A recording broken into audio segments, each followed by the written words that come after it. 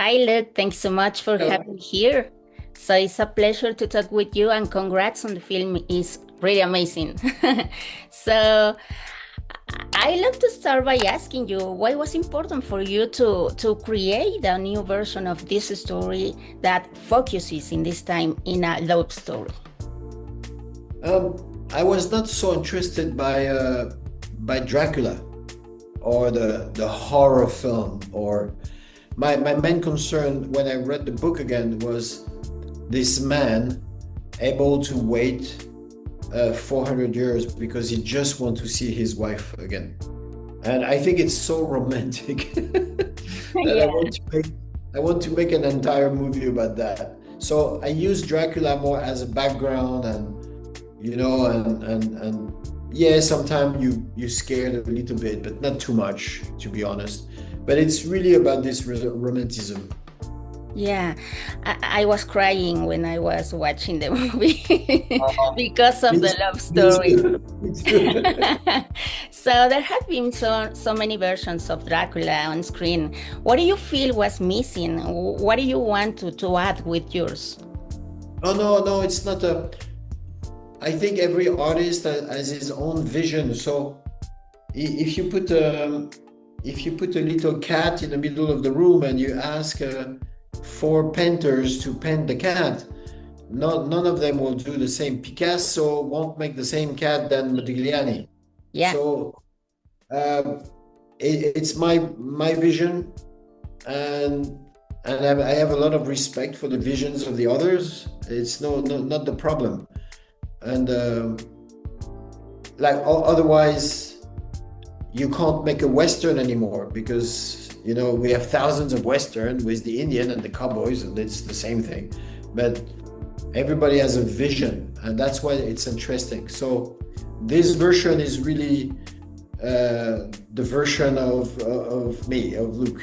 Absolutely. So you have said that Caleb was in your mind even before the story came together. What made you feel that he was the right one to play this character? I mean, I worked with Caleb on Dogman, and I've never met an actor as talented as him. So I'm not working with Caleb. I'm just like playing with Caleb. I have fun with Caleb. It's not a job. The guy is like full of surprises. He gives you everything. He always try to understand what you really want, and he try to serve the purpose of the film. He's very generous. It's just a full pleasure to work with him. So after Dogman, I was just looking for something again to do with him, Yeah. and and for the next one, I will try to find something to do with him because I really want to do all my film with him. That's awesome.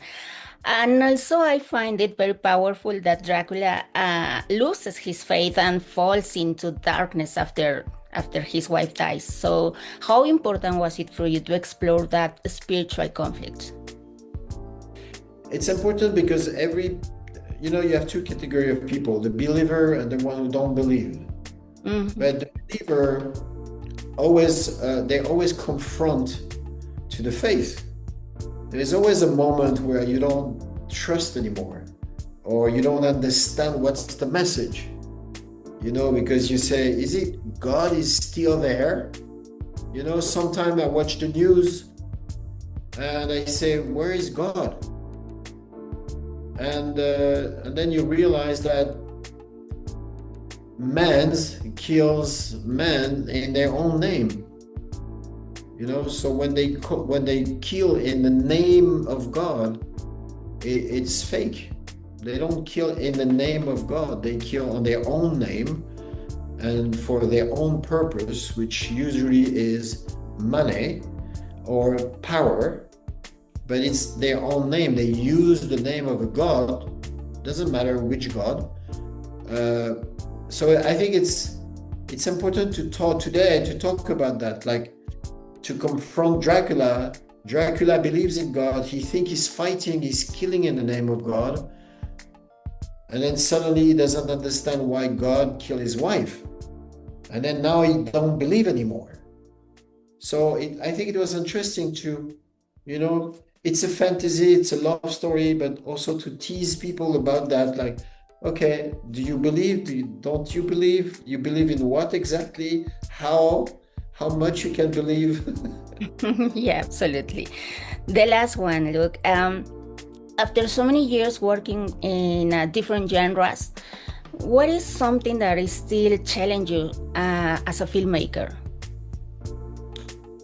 Usually it's really about the storytelling, the story, like in one line. Sometimes I'm struck just by one line. Like, for example, when I read the book of Dracula from Bram Stoker, the line for me was like, a man is able to wait 400 years to see his wife again. And that's it. I can make an entire movie just with one line because I think it's so romantic that I want to follow that. I want to follow this man through centuries because I know sometime he will be full of hope, sometime he will be totally desperate, and yeah, one line is enough. When I did Lucy, for example, we're using basically 4 or 5% of our brain capacity. What happens if one day you can access 100? Yeah. That's it. Then I can make a movie about it. That's a movie. Look, my time is up, but thank you so much for having me here. It was a pleasure to talk to you. Thank you. You know, Yvette is a French name? No, I don't know. Maybe I was looking sometime, I think was Germany, something like that. Yvette is very French. It's even the name of a small river in French. Okay. So thank you so much for this interview. Hey, Yvette. Have a nice day. Thank you.